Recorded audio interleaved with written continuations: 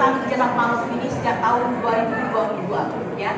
Tetapi kemudian lama terdiam, muncullah seseorang itu, ya. Kalau dia yang sangat unik mengatakan dari Balige, gimana bang? Itu kira-kira ya bang ya? Dari Balige yang indah. Nah, sungguh ya kehadiran seorang Dr. Rismon Hasiholan Sianipan, STMTNE ini asli ya, titelnya ini sebuah anugerah bagi bangsa Indonesia. Ya harusnya berterima kasih ya, ada anak bangsa yang demikian. Dan beliau hari ini didampingi oleh ibu ya, istri. Memang ada orang besar, ada seorang wanita hebat di balik laki-laki yang hebat ya. Kira-kira begitu. Kami persilakan Dr. Rismon Hasiholan Sianipan, STMTNE.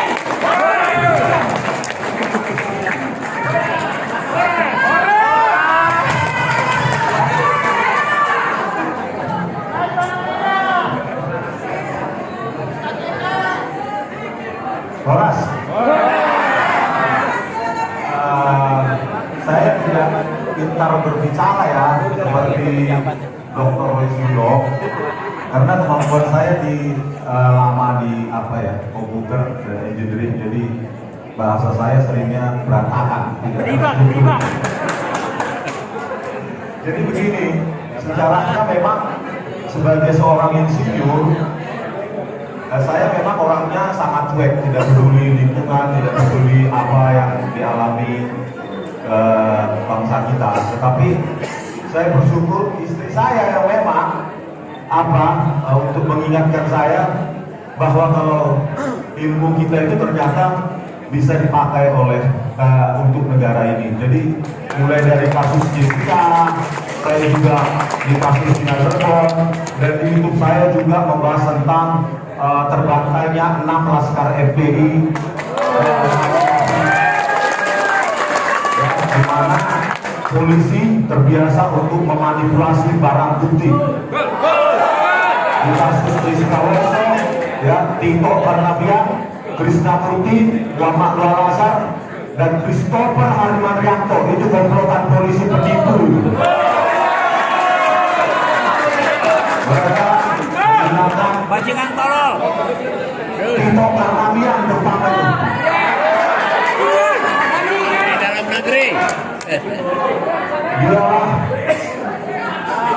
Bomoin hakim. Jenderal, maaf ya Pak Jenderal polisi pengkhianat. Harusnya saya sudah adukan lewat pengaduan masyarakat 6 kali, tetapi selalu diabaikan oleh Jenderal Listio Sigit Prabowo. Jadi Pak Listio ini memang Kapolri yang baik terkait dengan kasus ijazah palsu ini. Tidak ada maksud dari saya untuk menjadi dikenal atau menjadi buah bibir, tetapi memang setelah menganalisa kasus Jessica, betapa brutalnya polisi ini memanipulasi barang bukti, maka saya terpanggil untuk menganalisa kasus-kasus lain. Sampai di titik ini menganalisa skripsi dan ijazah palsu Joko Widodo. Kenapa saya yakin bahwa 100 miliar persen, bahkan tambah sekarang 11.000 triliun persen palsu? Ya, karena teknologi yang dipakai dalam memproduksi atau mencetak lembar pengesahan skripsi Joko Widodo tahun 1985 tidak ada. Itu confirm tidak akan pernah ada. Oleh karena itu saya mendesak, ya, karena Pak Jokowi sudah melaporkan tidak ada mendatangi Barreskrim atau Polda, saya mendesak polisi untuk bersikap profesional dan memeriksa ijazah, skripsi, dan semua dokumen akademik dari Bapak Joko Widodo, ya, dan diperiksa uji kertas, analisa tinta, uji teknologi. Jangan lagi memanipulasi barang bukti seperti kasus Jessica Woso. dan Maju terus. kasus KM 50.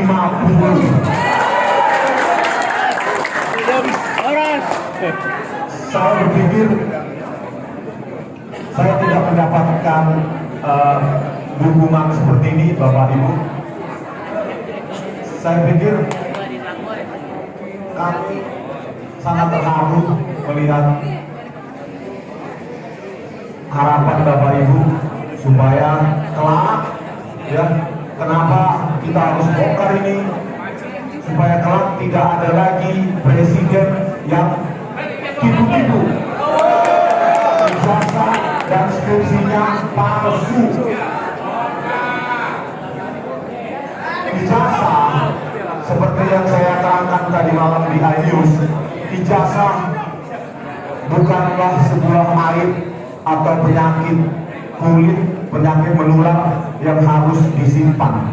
Ijazah UGM merupakan kebanggaan bagi seseorang dalam proses akademiknya, ya. Jadi Pak Jokowi harusnya sebagai presiden sudah dari lama itu menunjukkan ijazahnya, bukan karena diributi oleh rakyat.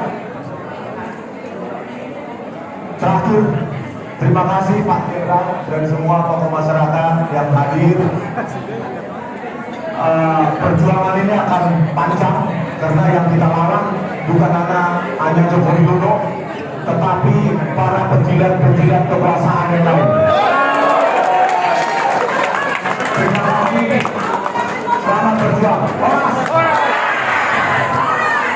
Hidup Rismon.